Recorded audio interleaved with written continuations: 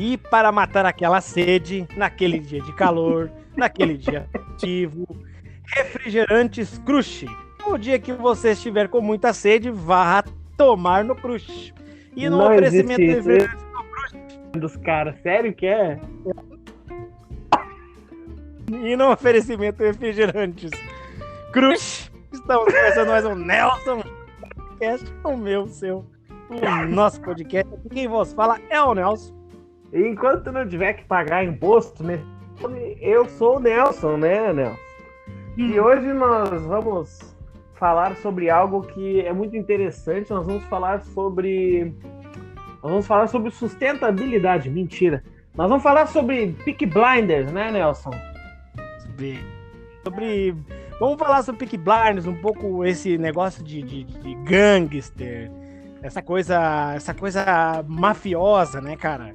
Entendeu? Essa coisa que é legal, assim. Eu gosto desse negócio da máfia, porque a máfia, ela é refinada, né, Nelson? A máfia não é que nem esses vagabundinhos chinelo que vende maconha na biqueira. A máfia é uma coisa organizada, ela é um sindicato, né? Tanto que a máfia é algo organizado, né, Nelson? Que tu falou uma coisa muito certa agora. A máfia, uma das características da máfia, pelo menos a máfia italiana, né, a máfia siciliana, a coisa nostra, né, a coisa nostra. Isso. Ela, as características dela era a organização, tanto que quando prenderam Al Capone, o que foi ali uma das coisas assim que foi chave para indiciar ele foi o livro caixa dele, né?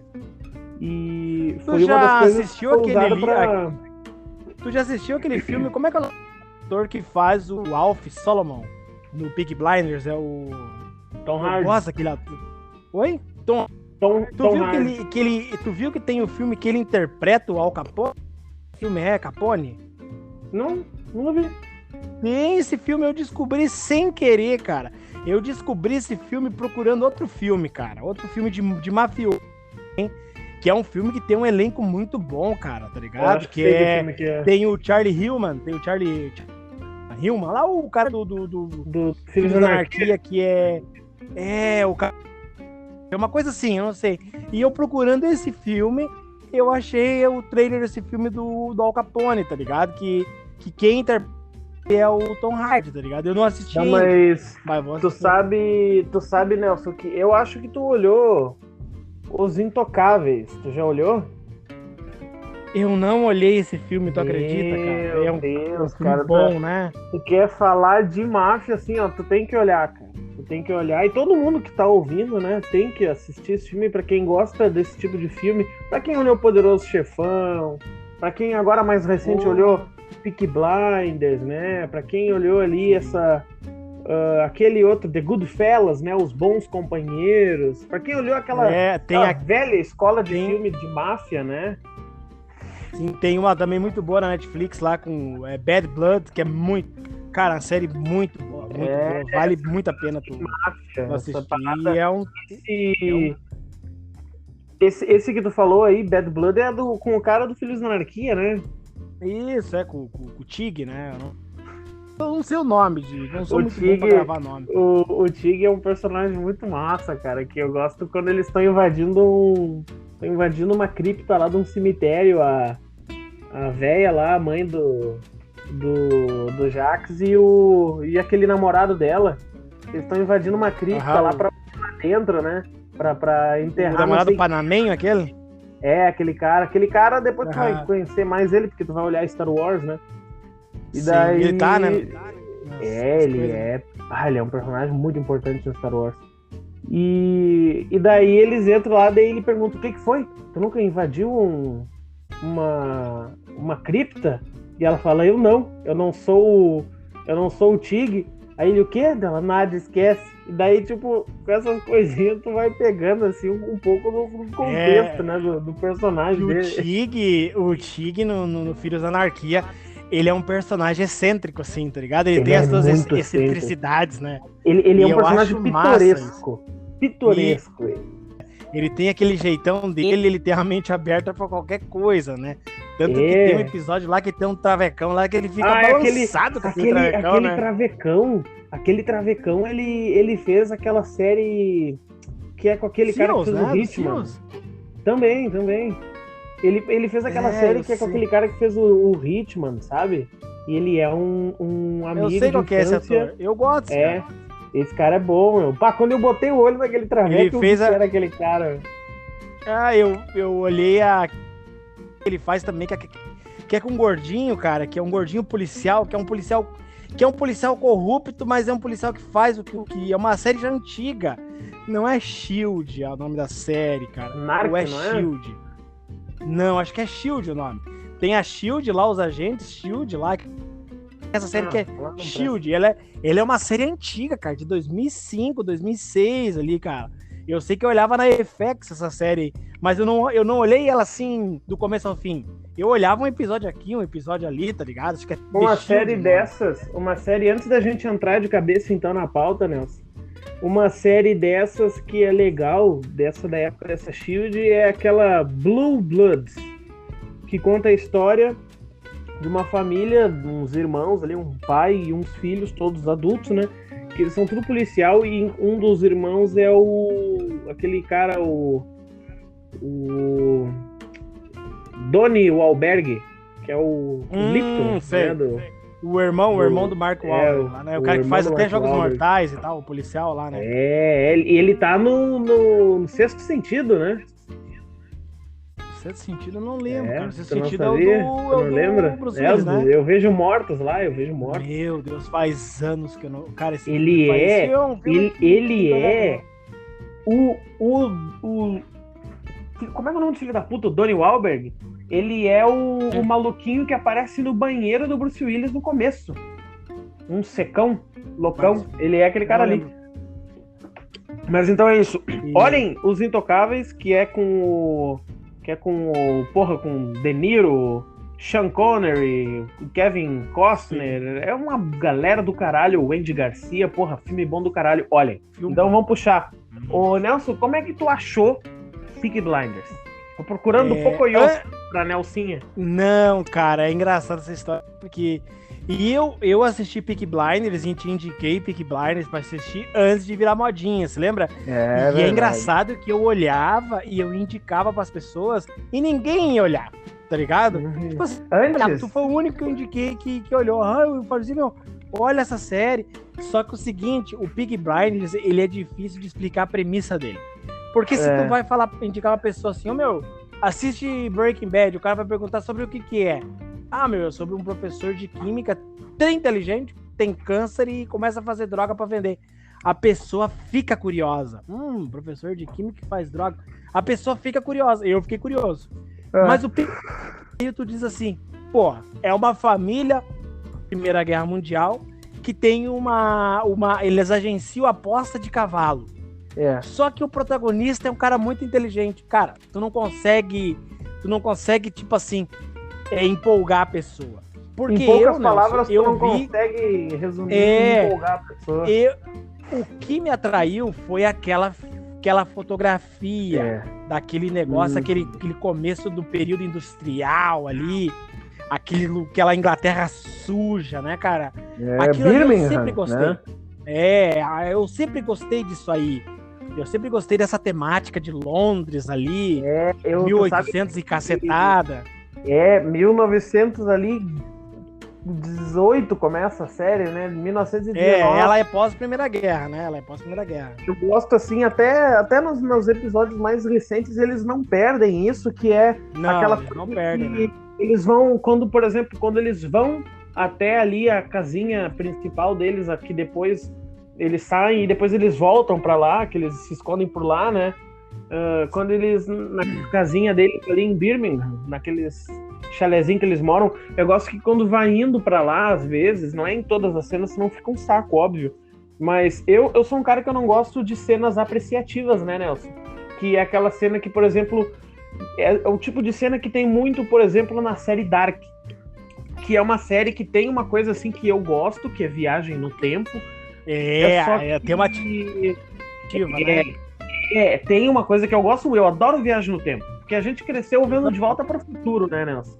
Então, que ele vem de dentro da bolha lá, então eu gosto disso, só que a série Dark estragou isso pra mim, cara, porque tem muitas cenas apreciativas, que é assim, por exemplo, como é que é o nome da guria? A Marta, é Marta, né? Ela vai lá na casa, sei lá, do caralho. Aí ela pega a bicicleta dela e ela pedala por uma rua com folhas secas e amarelas, uma rua comprida. Sim. Ela pega a direita num bosque, passa por baixo de uma ponte. Porra, mano, eu não quero fazer turismo na Alemanha, vai tomar no cu, eu quero saber de viagem.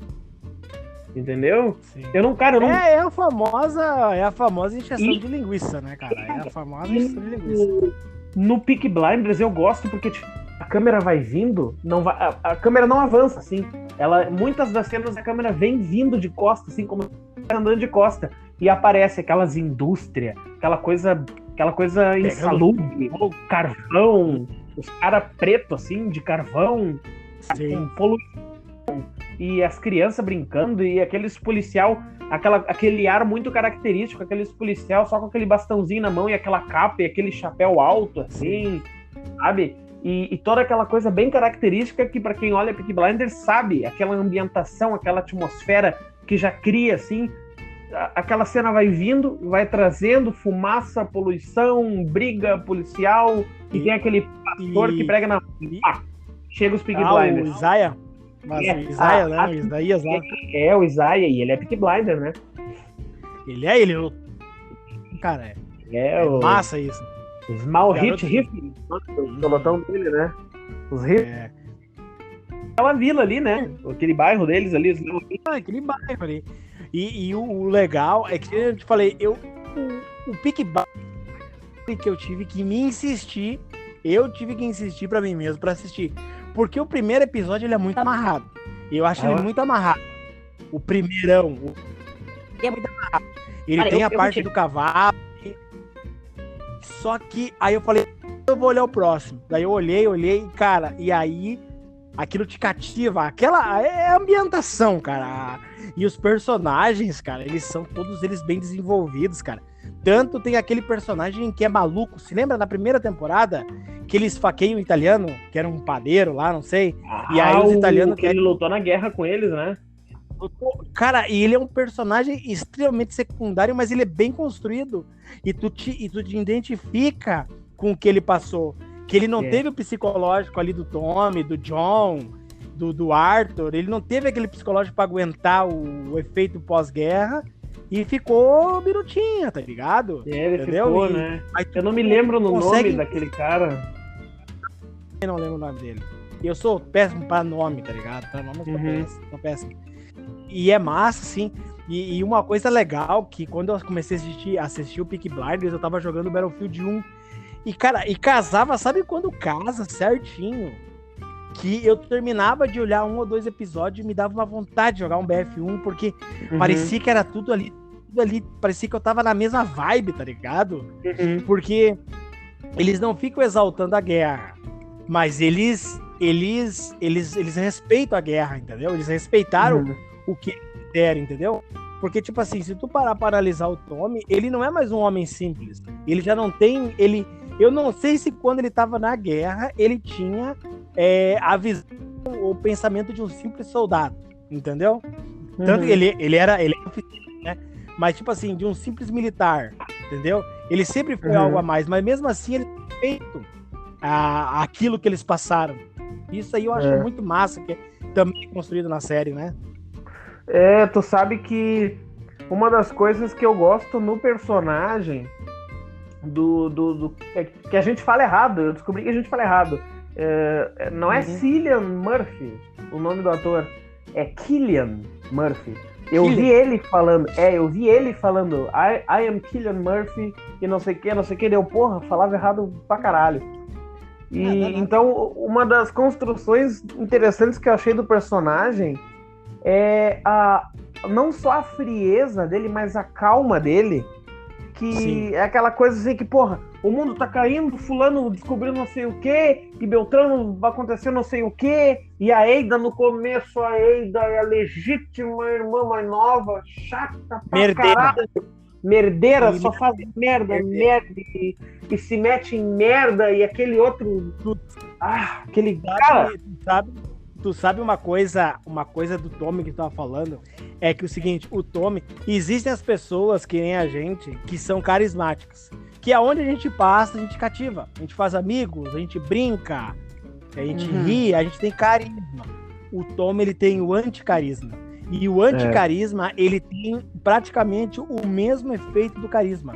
Quando tu é carismático, as pessoas querem estar na tua volta porque tu irradia coisa boa, tu anima, tu tem aquela coisa assim de as pessoas querem estar na tua volta porque ela sabe que tu vai falar alguma coisa legal, uma coisa engraçada, uma coisa que vai animar elas. E o anticarisma é a mesma coisa. As pessoas, elas querem agradar aquela pessoa que não tem carisma porque é uma energia, elas temem aquela pessoa. E elas querem admirar a pessoa, e ela sabe que para ela ter admiração daquela pessoa, cara, ela vai ter que fazer algo extraordinário para chamar a atenção. Ele tem, assim, ó, o Thomas Shelby, ele tem uma característica dele, uma coisa que tu falou, Nelson, mesmo tu não olhado Star Wars, é uma coisa que tu falou do Darth Vader. Ele gera um desconforto ali na cena. Claro que a gente paga pau pro Thomas Shelby, quem gosta de Star Wars paga pau pro Darth Vader. Eu, com 26 anos na cara, ganhei essa semana na Nega Véia uma pantufa do Darth Vader e fiquei que nem um maluco, né? Então, uma pantufa, cara, uma pantufona aqui, foda pra caralho, vai tomar no cu. E então ele gera um desconforto, né, na pessoa ali no mundo do seriado. Por exemplo, uma coisa que eu tava falando, então que ele chega e aí o mundo tá caindo à volta dele, né? E agora o que nós vamos fazer? O que vai acontecer? Não sei o quê.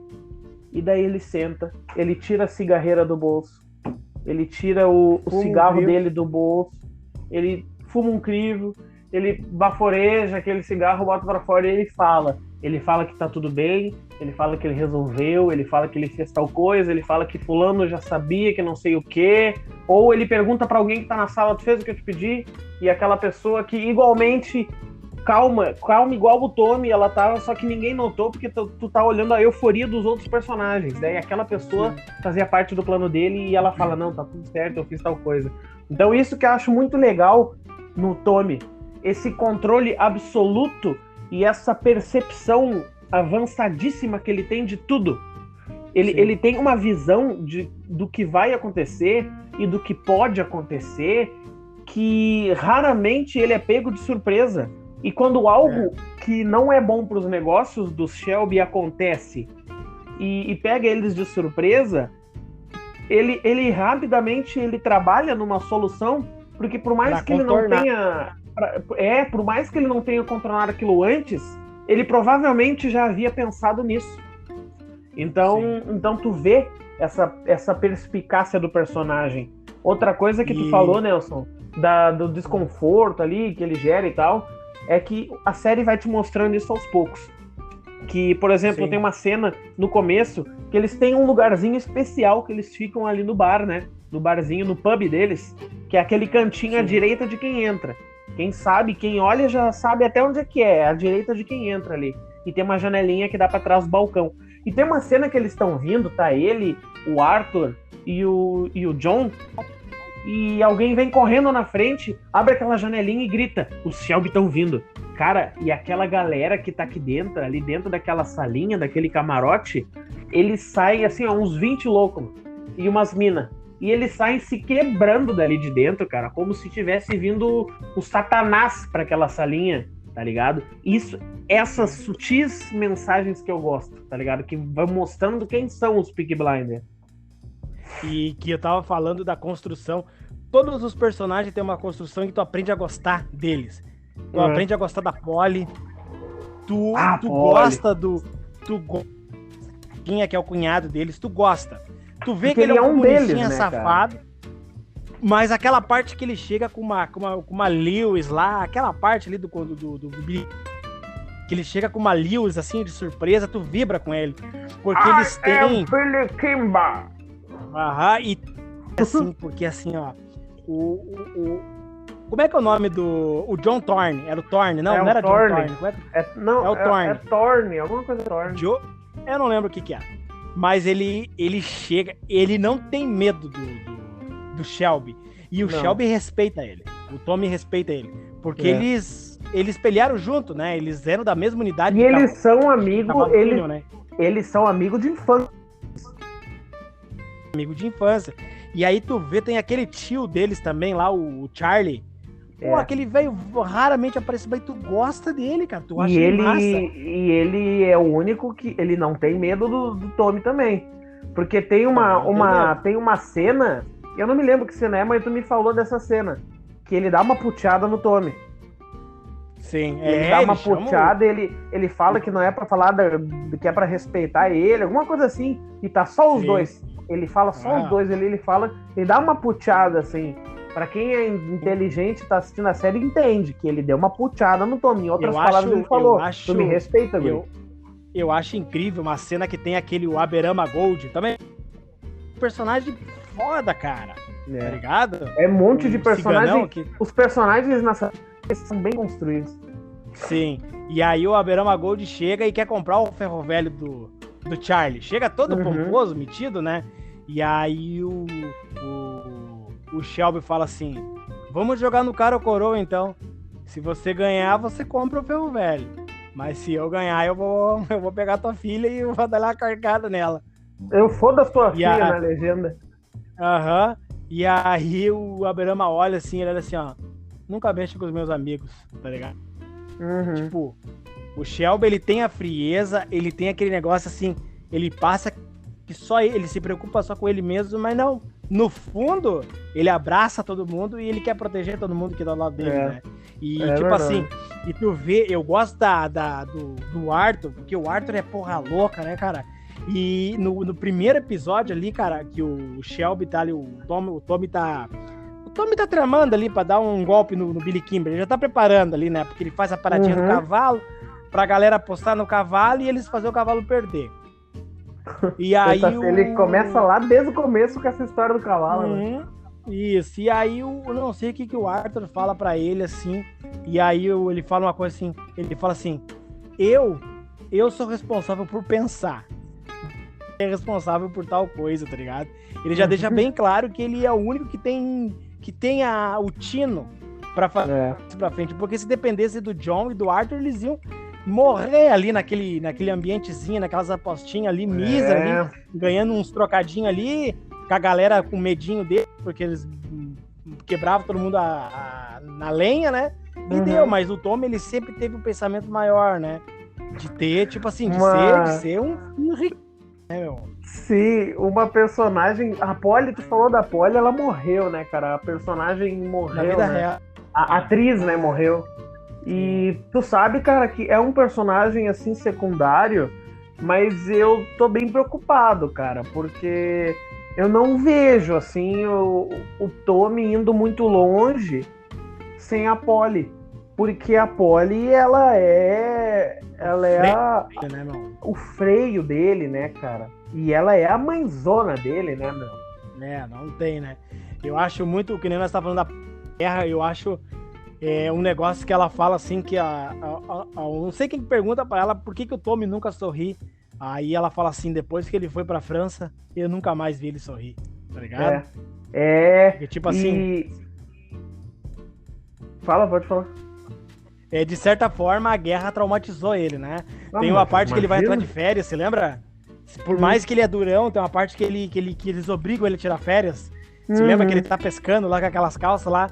Uma hora ele começa a ouvir uns barulhos e ele se atira como se ele estivesse na trincheira e ele tá bem apavorado. Eu me lembro disso. Na moral, que ele se enfia de verdade no trampo mesmo pra esquecer a guerra. Desligar. Ele não... ele diz um cara que ficou traumatizado, mas ele ficou bem traumatizado, né, cara? É tanto que ele fala que ele tem um sonho que... Cara, é uma cena, assim, que é muito forte. Ela é uma cena leve. E ele conta, ele tá sentado na cama falando com a Grace, eu acho. E eles estão conversando e tal. E ele fala que ele usa ópio, né? É ópio, eu acho que ele usa. É ópio. Ele fuma ópio, né? E eles estão conversando e tal. Ele fala que tem um sonho, que os alemães estão cavando pela parede dele.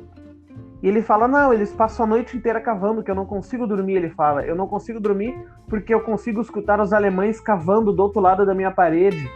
E ainda bem que... É só que o sol sempre nasce antes deles terminar de cavar.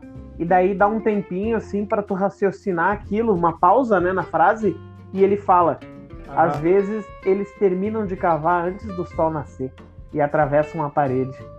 E daí tu pensa, cara, olha os devaneios, olha o sonho que o cara tem, que é uma visão vívida, né? E aí mais aquela viagem do ópio, e tipo, cara, ele é puro trauma, velho. Ele é puro trauma.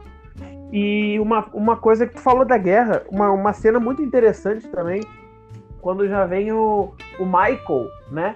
E ele quer ir junto, ele chegou agora na família, ele fica vislumbrado com aquilo tudo, ele quer participar, ele quer estar dentro, né? E a Polly não deixa. E aí o John fala, Polly, tu devia deixar ele com nós, porque senão tu vai perder teu filho, né? Ele vai se morder, não vai vir mais te ver. Ele fala, entre outras palavras, ele fala isso. E daí ela fala que não quer porque ela não quer que ele veja o que eles fazem, né? E daí ele fala, na idade dele, o John fala, na idade dele, lembrando que todos eles, né, são veteranos da Primeira Guerra, ele fala. Os 3, né? Na idade dele, eu já tinha matado mais de 100 homens e visto mais de 1000 morrer.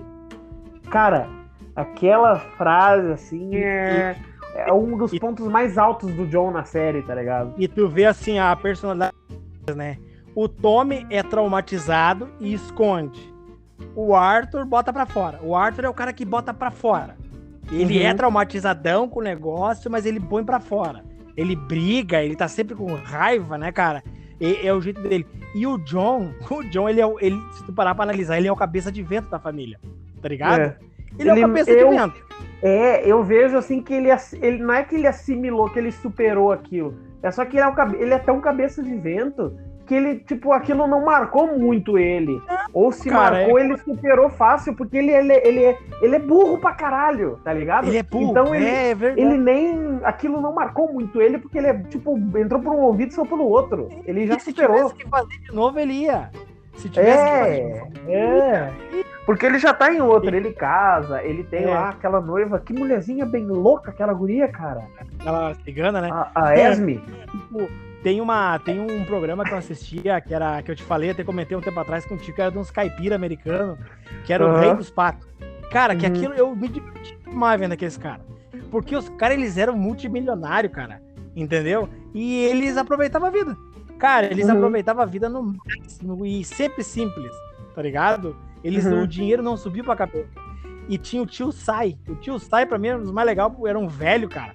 Ele sempre tava com uma garrafa dentro. Sempre com um garrafão de 20 litros, de 5 litros, tá ligado? Uma jarra cheia de chá. E sempre tomando chá. Sempre o velho tá tomando chá. E aí o velho, ele é veterano da guerra do Vietnã. Aí tem uma cena, Chão, que eles vão num colégio, numa escola infantil, pra falar sobre a empresa, né? Que eles fazem pra chamar pato e tal. Só que as crianças não estão dando bola pros apitos. E tá ele, tá o velho, sai, e o irmão dele, que é o fundador da empresa, que é o patriarca da família. E aí eles estão lá, cara, conversando com as crianças nem aí. Daqui a pouquinho sai, olha assim, uma vez no Vietnã, eu tava lá com não sei o que, e eu vi um tigre devorar um homem na minha frente. Falando pras crianças, não fosse nada, tá ligado?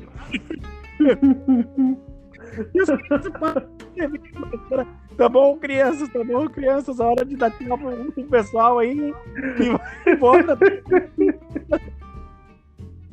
E esse é o John, cara, porque ele é muito cabeça de vento.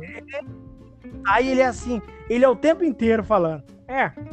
Porque uma vez no Vietnã, os Vietcongs invadiram nossa base, nós expulsamos eles, e eu vi uns 2 ou 3 homens morrerem do meu lado. E vida que segue. E tem um episódio que ele fala assim, eu escuto muitos falarem que voltaram traumatizados da guerra, que não sei o que. Eu voltei normal e faria tudo de novo, tá ligado? Tipo assim, pra ele foi um passeio no parque, tá ligado? Pra ele não mudou nada o que ele fez lá. O que ele fez lá ficou lá, entendeu? O John é assim, o John é isso, cara. E, cara, Eu acho outro... do casamento do Tommy com a Grace lá, que eles ficam se tirando com o pessoal da cavalaria, que eles não gostam do pessoal da cavalaria, o né? velho lá, né? E tem um nojo daqueles caras da cavalaria. É a família dela, né? A família da Grace. É muito engraçado, cara, porque tu vê que são duas... Se tirando. Hã? É engraçado que o padre tá lá rezando o sermão e eles se provocando, né, cara? Eles provocando os caras da cavalaria. É que eu acho que tem uma parte que eles vão fazer uma dança ou uma cerimônia. Eu não sei o que eles vão fazer. E os caras da cavalaria ali, uns 2, 3 caras que tem que participar, eles chegam depois. Eles chegam, tipo, tá todo mundo prostrado ali e os caras vêm vindo caminhando assim. Aí o John, acho que fala, cavalaria sempre atrasada. É que se parar pra analisar. Olha aquele filme Cavalo de Guerra, né? Eu olhei aquela porcaria. Vê que a cavalaria montada ela já era obsoleta, né, cara? Ela já era obsoleta. Não tinha mais funcionalidade, né, cara? Mas tu sabe que tem uma história, que é a história... Procurem no YouTube, no canal A Sala de Guerra. Carga Savoia. Olhem esse vídeo. Não vou entrar, senão vou fugir muito do assunto. Mas procurem. Carga Savoia. E... Cara, uma personagem assim que eu acho que é muito interessante também, eu falei antes dela, é a Esme. A própria Esme. A mulher do John, né? Cara, ela chega ali... Coisas, né? Ela não tem medo, cara. Tipo, tem uma hora que não sei quem que tá... A Polly. A Polly pergunta, quem mudou a senha do cofre? Aí a Esme, fui eu. Daí, quando que tu mudou? Ela responde, se tu não tivesse enchendo a cara, tu tinha visto quando que eu mudei. E a Polly fica puta, porque todo mundo respeita a Polly, né? Daí, se tu tivesse sóbria, tu teria visto quando que eu mudei a senha. A Polly é um homão de saia ali. Naquela época, ela não tá nem aí, né? A Polly é foda, né, meu? Mas, tipo, a Esme é legal que ela chega com uma mulherzinha do John e ela toma as rédeas daquela famíliazinha deles ali, daquele núcleozinho deles, que é ela, o John e as crianças, porque o John já tem um monte de filho, né? O John é coelho, né, cara? Ele tem um casamento, ele já tinha sido casado, não? Que a mulher foi embora, ou a mulher morreu. A mulher morreu. A guria morreu, né? Certo, de tanto fazer filho. E daí ela assume aquelas cria tudo, meu. E eu acho muito engraçada que tem uma cena que o Tommy tá batendo nas portas. Ele tá batendo nas portas e chamando todo mundo. Ele abre a porta assim do quarto do John e ele tá carcando a Esme, assim. Eles estão no ápice, assim, no momento, né? Ela tá com as pernas lá pra cima, ele tá em cima dela. E daí ele, John, temos negócios a fazer. Aí ela por cima do ombro do John, ela responde, ele tem negócios a fazer aqui também.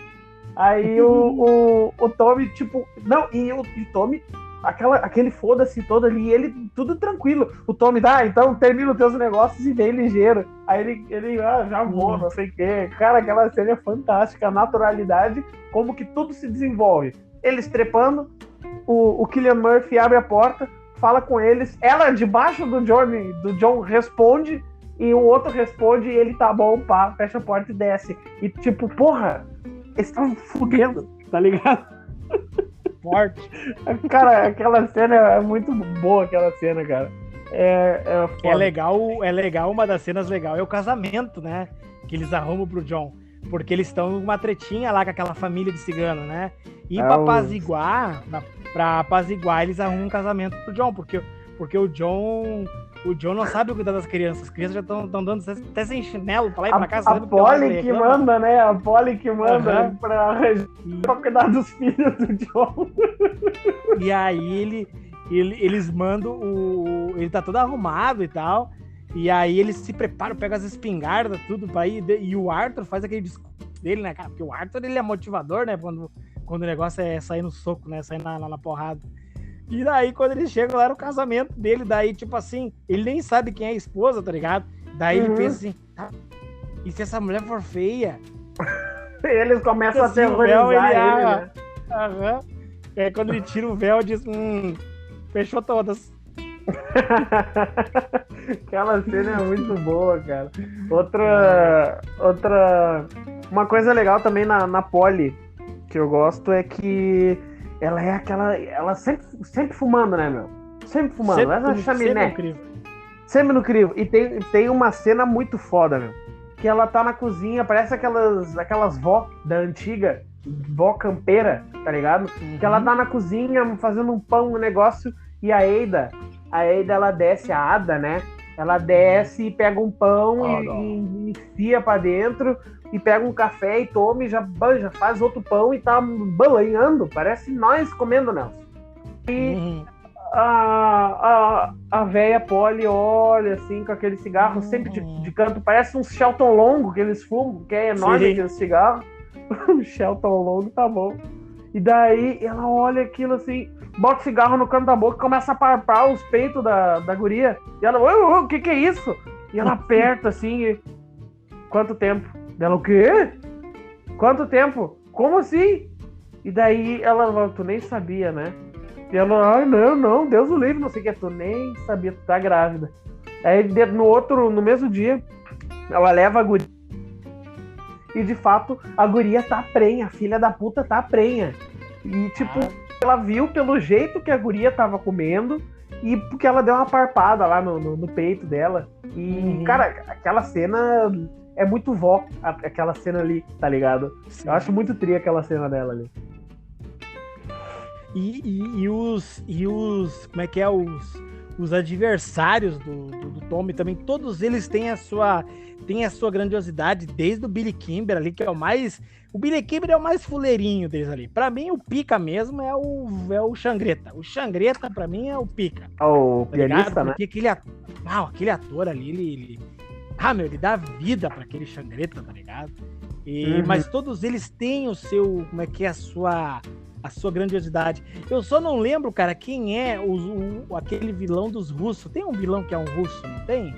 Ou na série que é dos russos? Eu não lembro, cara. Vilão, tem a vilã. É a Katrina lá, que diabo aquela guria? Que satanás, né? Sim. E que louco.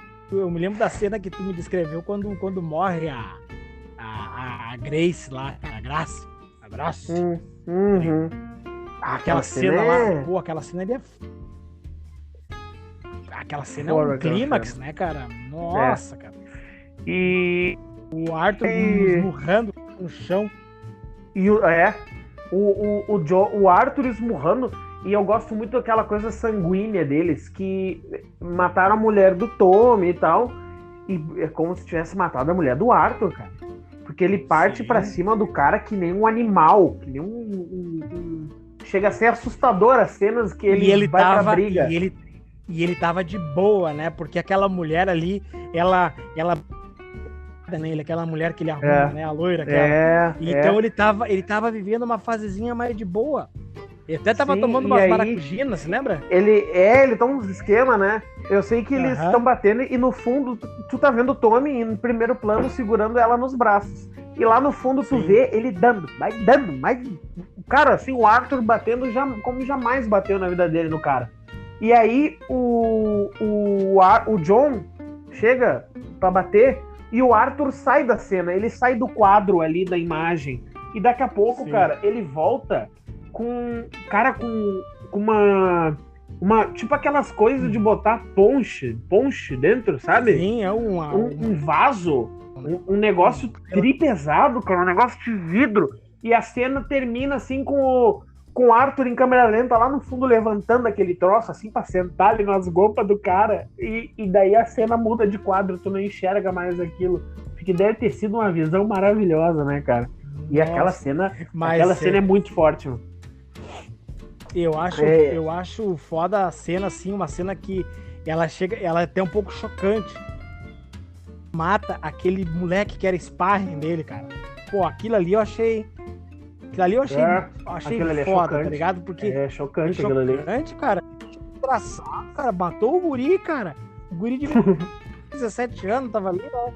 Moeu o guri na pancada, matou, imagina, meu. Treininho, vá pro treininho.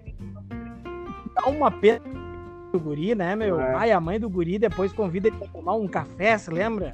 Ela quer matar ele, né? Mas ele.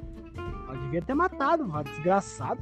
Eu fiquei com raiva dele, cara. Desgraçado. Mas tu sabe que uma cena que eu gosto é quando eles estão recrutando. E aí vê um gurizão com uns revólver de madeira, lembra? Meu Deus, isso aqui é bicho burro. E o John... O Billy the Kid? Não, é Digbat Kid o nome do guri. Digbat Kid, ele fala que é o nome dele. E aí o John, quando ele entra assim... o que isso aí que tu tem aí? Daí ele puxa um revólverzinho de madeira e o John... ele vai pra rir e o Arthur, o John, o Tommy, alguém dá uma cutucada nele e fica se segurando. Aí eu sei que eles estão ali e tal, e o guri mostra os revólver de madeira dele e tal, eu sou rápido, isso, aquilo. E eles contratam o guri pra tal gangue. E daí eu sei que rola o episódio, e daqui a pouco eles todos usam um Mark V, né, um revolvão. Eu acho que é um Mark V. É o Mark V, sim. Né? É o Mark V, revólver inglês, né? E eu sei que rústico, tem uma cena que é aquele que abre cai o cano pra frente, assim, pra carregar, né? E eu sei que tem uma cena naquele episódio mais tarde que tá a Polly, a Ada e mais alguém em casa, e estão ali, as crianças na volta, tomando café. E daí, tipo, tu vai escutando uma arruaça, como se tivesse vindo um monte de criança na rua, e entra o Arthur e o John correndo pela casa, cada um com um revólver de verdade, municiado, apontando um pro outro e se dando tirinho, assim, pá, e tá o Michael. E ele fica olhando assim, eu sou o Digbat Kid, não sei o quê. E daí nisso chega... é muito idiota os dois, parece que eles têm 8 anos. Aí teus tio. Pode estar aí teus tio. Não, e ela bate os tio, isso, aquilo, né? E entre os dois, esses são teus primos. Daí, tipo, teus primos, E os dois brincando ali com o revólver, dando tiro. Pá, eu sou o Digbat Kid, diz o John. E o outro é o Arthur, mais velho ainda. Não sei o que, dando tirinho também com o revólver. E chega o Tommy que ele... E aí tu vê o Tommy, uma rara cena que ele tava rindo, que ele já devia estar rindo daquilo tudo na rua. E daí ele entra assim, de certo, rindo daqueles dois panaca, e ele para e olha, aí os dois já ali, já guardam o revólver, e ele vem vindo como se fosse um pai com os dois filhos na rua, né? E aí começa a desenvolver a cena, eles conhecem o Michael e tal, mas aquela cena é fantástica. Começa uma gritaria, o Michael, outro namorado, olha pra porta e entra os dois dando tirinho. Aí tem os primos. Cara, e o elenco que eles trazem é só cara que sabe interpretar, né, meu? Aquele louco, aquele Alf Solomon lá, cara, é um misto de amor e ódio por aquele cara, porque aquele Alf Solomon, ele é o cara que ele é aquele perfeito cara da parábola do sapo e do escorpião. Meu, aquele cara sempre vai te trair. Ele sempre vai te trair. Não dá pra confiar. E o Tommy confia nele umas 2 vezes, e nas 2 vezes o Tommy se ferra, meu, porque nas 2 vezes ele trai o Tommy. Tu acha que nessa última temporada, tu acha que foi ele que traiu o Tommy? Eu não sei quem foi ali, cara. Eu acho que foi aquele jogador. Tá na cara que foi aquele jogador. É que tá muito na cara, né?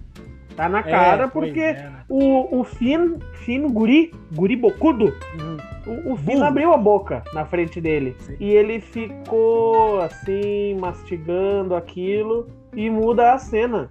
Então eu acho que foi ele. Ele se caga de medo do Arthur, né? Se caga, né? Tem uma parte que ele tá com o Finn rindo, brincando, quando entra o Arthur, assim, ele já murcha, estremece. Né, cara? Ele estremece, né?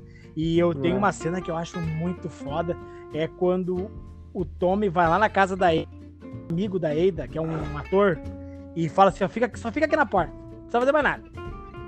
Pra amarrar os cadarços perto de um barril de gin, de rum, de whisky, não sei o que aquele louco faz lá. E aí o Solomon fala assim que ele quer 100% dos negócios dele, mas com uma certeza assim que... E daí, tipo assim, é sabe que o Tommy tá... Ah, não, tranquilo. Aí o Tommy fala, ó, o cara que eu deixei lá fora é especialista em bomba. Ah, e ele vem puxando uma cordinha, né? Aham, e parei pra amarrar o cadarço, eu deixei uma granada com um cordão assim assado. E se eu não voltar dentro de tanto tempo, ele vai puxar e vai mandar tudo pros ares. Aí o Solomon olha pro ajudante dele. Ele parou pra amarrar o calçado? É, ele parou pra amarrar o calçado. E você deixou ele amarrar o calçado? Como é que não ia deixar, caralho? Como é que ele deixou? E aí depois, no meio da conversa, o cara fica olhando diz assim, Solomon, ele parou pra amarrar os calçados. Ele parou pra amarrar os calçados. Libera uma vez. Mr. Solomon. E aquilo ali foi um baita de um blefe, né, cara? Eu acredito que não tinha merda nenhuma ali. Claro que não. Não, mas eu acho que ele deixa uma granada lá. Eu não me lembro. Eu não sei. Eu sei que o Alf e os caras tudo se batendo e olhando no relógio. E o Alf com o charuto. Ele fica olhando assim. Ah, que no fundo ele sabia que não tinha nada lá, tá ligado? Vai, tinha, né, cara? Mas aquela coisa que tem, né? Aquele 1% vagabundo. É muito... Não, e o Alf... Eu gosto de ver o Alf, assim, que o Alf é muito filho da puta, cara. Ele é muito filho da puta. Que ele manda os caras dar um pau no Arthur, né? O cão de briga do Shelby, ele fala. E daí depois ele chega naquela sala, assim, e tu vê o Arthur, assim, se vendo pra não sentar-lhe aquele cinzeiro nas guampas. E daí ele olha assim, Arthur! Shalom, Arthur! Shalom! Aí ele vai até o Arthur assim e dá um abraço e pega o Arthur assim, pega no rosto dele. Arthur! Sorry, Arthur! Shalom! Puta, cara. E o Arthur, ele nem olha pra ele, cara. Ele fica olhando pra frente, assim, ele com aquele cinzeiro na mão, assim, e ele chega a se tremer. Pra segurar o Arthur no braço ali na série não tem ninguém, cara. No soco não tem ninguém. Não tem porque ninguém. Ele ia sentar ali, cara. Ele ia sentar ali aquela coisa na cabeça e ele ia matar com uma só, cara. Só que ele não ia parar, meu. Ele ia fazer que nem fez com o guri. O Arthur é foda, meu. É, que nem tu falou, não tem ninguém pra segurar ele. E o próprio o Cillian Murphy, o Thomas Shelby, ele é inteligente, mas ele não é de briga. Tanto que tem um episódio que vem uns dois malucos ali que cagam ele a pau. Né? Mas é uma série assim de personagens muito bem construídos. É uma série que ela te envolve depois que tu engrena nela. E que nem uma vez um amigo meu falou, não me prendeu. Só que a vontade que eu tinha de dizer assim, cara, como é que vai te prender? Tu é um animal, tu é um burro, sabe? Não adianta dar um filé pra um abobado que não conhece carne, sabe? Não adianta. Jogar pérola aos porcos, né, cara? Não adianta jogar pérola pros porcos. Da lavagem, sensacional. Eu não sei onde é que foi. Eu acho que foi na net uma vez que eu não sei onde é que foi, cara. Que eu acho que não sei se eu te falei isso ou se tu tava no lugar e falou que eu peguei pesado. Mas eu sei que eu falei alguma coisa assim, batri cabeça esses papos que a gente tem e os caras se arriaram. Aí eu falei assim, porque vocês são os ignorantes. Vocês não sabem nada, como é que vocês vão achar interessante? E daí, depois, eu não sei se foi tu, se foi alguém que falou, bato, tá dando medo dos caras, não precisava ter falado isso. Mas é que é verdade, né, cara? Tu falou tudo, uma dica, uma dica que eu vou dar pra quem ouviu o podcast e for assistir Peaky Blinders, olha essa merda legendada, não vai olhar dublado, porque dublado é uma porcaria. Meu Deus do céu. Meu Deus do céu, que bosta. Dublado, 50% da experiência tu vai perder. 50% da experiência. É que o Cillian Murphy, ele tem um dublador, assim, que... cara, eu sou muito fã do Guilherme... Do Guilherme Briggs, por exemplo, sabe? Que é um puta dublador, né? O Super-Homem, Optimus Prime. Mas, assim, tirando ele e mais uns 3, 4, cara... Não dá pra consumir. Como é que é o nome daquele... Cara, aquele dublador que... Cara, tem um dublador que eu gosto, cara, que pra mim é um dos melhores. Não sei se é esse aí que tu falou. Eu não sei se é. que ele dubla o negão, aquele do Velozes e Furiosos 2. Te lembra do negão? O negão, esqueci o nome dele, do Velozes e Furiosos 2. O 2. Eu sei, o negão tava na cadeia, tem uma tornozeleira. É o negão do Transformers, assim, né? É o negão Transformers, é isso aí. Não sei o que, esse aqui é o botãozinho do capeta, tá ligado? Uhum. Já olhou essa cena? Eu sei. Que ele aperta o botão e ejeta o cara do carro. Eu sei, mas eu não sei como é o nome daquele dublador, cara. Esse dublador não é o mesmo, mas eu acho que tá falando do... Eu acho que tu tá falando do Guilherme Briggs. Mas não é ele que dubla o negão. Cara que faz Eu acho que é ele que faz o... Como é que é o... Eu me remexo muito. Eu acho que é o Guilherme Briggs que faz o Eu me remexo muito. Ele que faz o Freakazoid também. Já olhou aquele desenho do Freakazoid? Eu lembro mais a voz. E tu lembra daquele capeta que tinha nas Meninas Superpoderosas, que era o capeta meio viado, que falava assim, e tinha altos e baixos. A voz dele tinha altos e baixos, ele falava assim. É o Guilherme Briggs. É esse cara. Sim. Ele é o Super-Homem, é o Optimus Prime. Esse cara é demais, né? Esse cara é incrível. Eu, quando tem ele envolvido, eu faço questão de olhar as coisas dubladas, porque tu sabe que é coisa boa. Mas tem umas dublagens que... Tem coisas, no fim da pauta, a gente já vai também estar encerrando o episódio de hoje, tem coisas que eu não consigo olhar legendado. Filmes do Adam Sandler. Eu não consigo olhar filme do Adam Sandler legendado, cara. Eu tenho que olhar dublado, porque eu acho que o dublador dele é muito bom, cara. E eu acho que muito bom o filme do Adam Sandler. Mas eu não gosto de ver filme do Adam Sandler dublado. Eu não vejo nada dublado, na verdade. Mas comédia não dá pra tu ver dublado. Não dá pra tu ver dublado. E vendo legendado, mesmo assim, a gente perde muita coisa. Porque...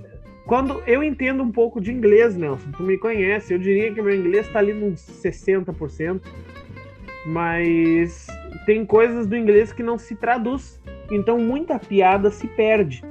Sim. Por exemplo, um exemplo disso é numa cena da campanha do Modern Warfare, que o Alex faz uma piada. Ele fala, "What's happened when the CIA", né? O que acontece quando a CIA goes to sleep, né? Vai dormir. O que acontece quando a CIA vai dormir? What's happened when the CIA goes to sleep? Aí a Farrah, ela pergunta, não sei, o que acontece? Daí ele fala, they go undercover. Undercover é infiltrado, né? Sim. Só que em inglês, undercover seria a mesma coisa que embaixo das cobertas, acobertado. Então o que acontece quando a CIA vai dormir? Eles se tapam. Seria isso a piada. Só que em português não faz sentido nenhum, né? Eles se cobrem. Então, em português não faz sentido. Então, eles traduzem um bagulho muito nada a ver. E isso é os filmes de comédia. Tem muito filme que perde muita graça. Mas porque... tu sabia que a dublagem brasileira é considerada a melhor do mundo, né? A dublagem brasileira é a melhor do mundo. Mas porque mesmo o brasileiro, assim, eu me pergunto, o brasileiro ele é um sapo. Pior. O brasileiro ele é um sapo. Ele consegue se adaptar bem. Ele consegue, tipo assim, nós temos esse dom de resolver problema do nosso jeito. E, tá ligado? Mas tem coisas que é difícil, né? De trazer pro português, né, cara? Eu fiquei olhando esses tempos um vídeo que os caras falam como que trouxeram a dublagem, né, pro Brasil. Foi o Herbert Richards, né? Sim, a versão brasileira... ele trouxe muita nostalgia, né, cara? Que ele conversou com o Disney, né? O Walt Disney queria mandar os desenhos dele para mais países do mundo e o Brasil era um deles, e o Herbert Richards ele manjava de umas dublagenzinhas, e daí diz que o Walt Disney falou, eu acho que foi o Walt Disney, diz que o Walt Disney falou, abre aí um estúdio de dublagem então e dubla meus desenhos.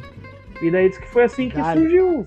E foi. Tem uma história muito legal sobre as dublagens, que era o cara que dublava o Fred Flintstone.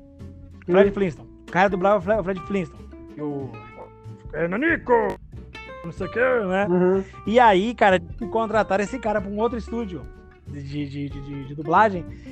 Por um pedido para ele dublar um xerife no filme do John Wayne.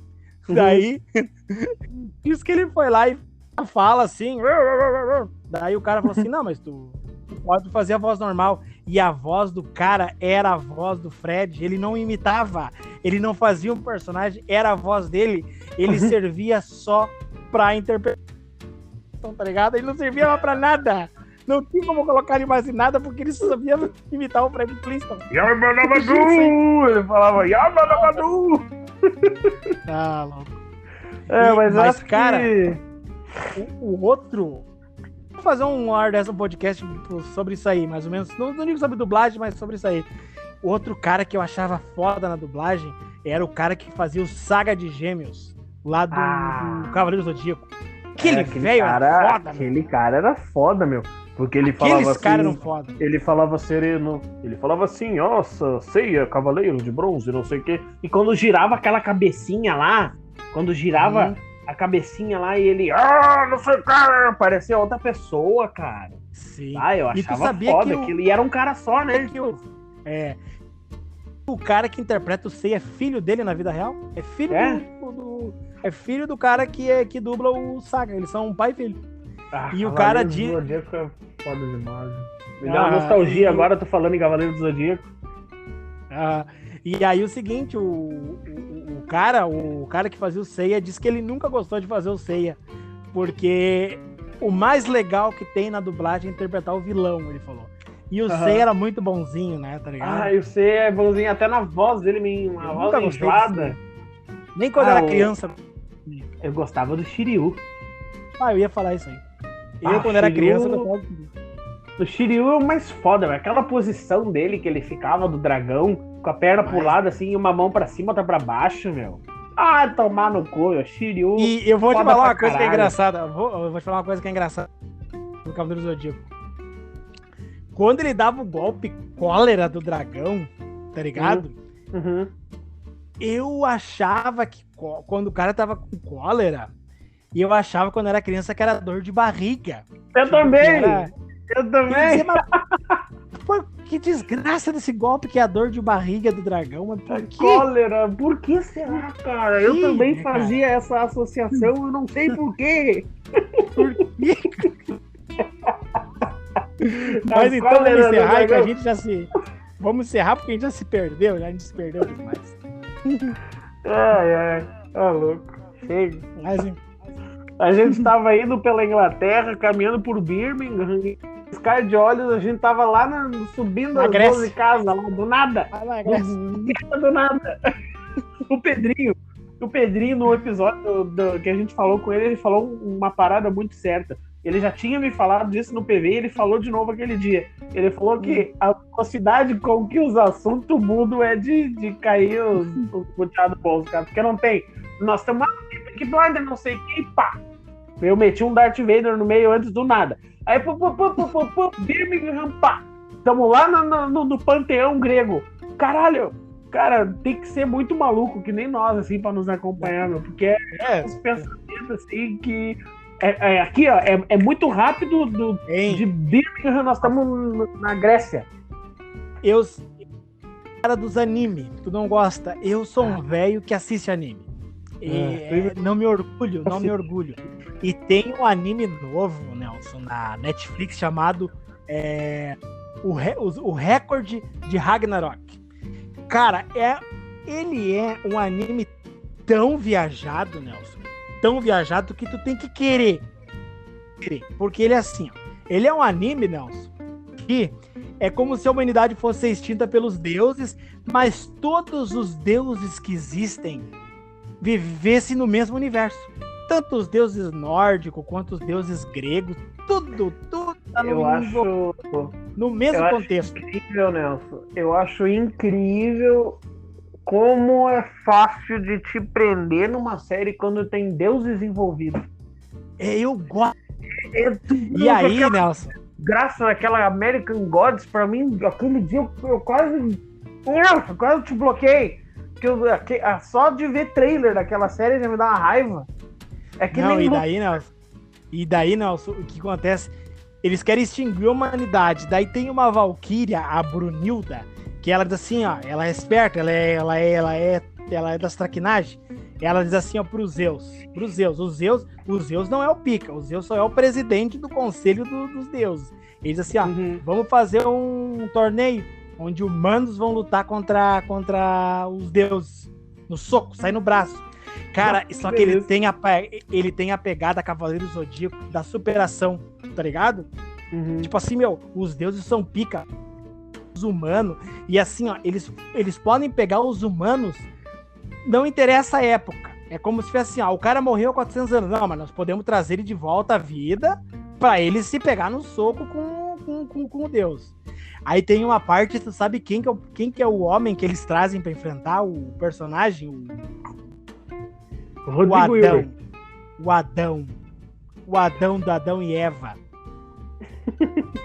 Cara, porque ele é um caralho, eles trouxeram porque ele é o primeiro homem. Ele é o pai da humanidade, ele é o primeiro homem.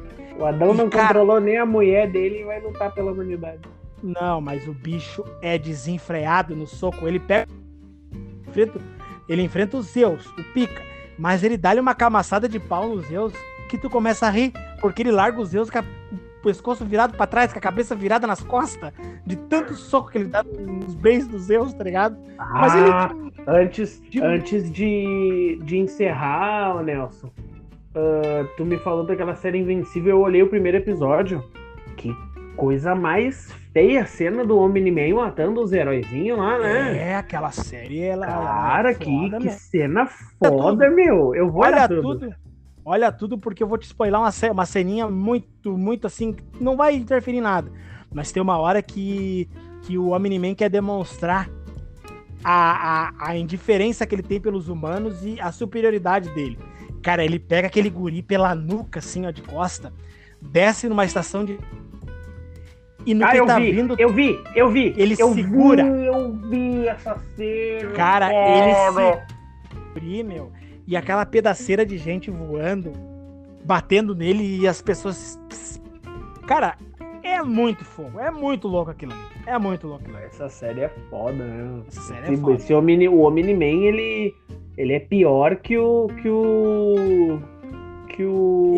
Como é que ele é pior que o Capitão Pátria lá, esqueci o Homelander. O Capitão Pátria. Ele é pior. Cara, se ele pegasse o Homelander, ele tava a cabeça do Homelander no próprio rabo e enfiava pra dentro, né? Que ele é bem mais forte que o Homelander, né? No próprio rabo? No próprio rabo. Não, o que tu falou, ele pegava a cabeça do Homelander e enfiava no próprio rabo. Aí eu fiquei imaginando aquela porra. Eu vou enfiar a cabeça no meu rabo. Tá ligado? Porque olha como é que tu falou. No próprio rabo. Então, entendeu? Entendeu onde é que foi a minha mente? Você te lembra quem é que fala isso? É o Hancock. Eu vou enfiar a tua cabeça na bunda dele. E a tua na bunda dele. E tu te ferrou. Porque tu vai ficar comigo. Ele fala pro cara. Mas então tá, Nelson. Já viajamos pra caralho agora. Ai. Chega! Então tá. Um beijo na bunda e até segunda. Segura que eu tô de folga. Foda-se. Tchau, Nelson.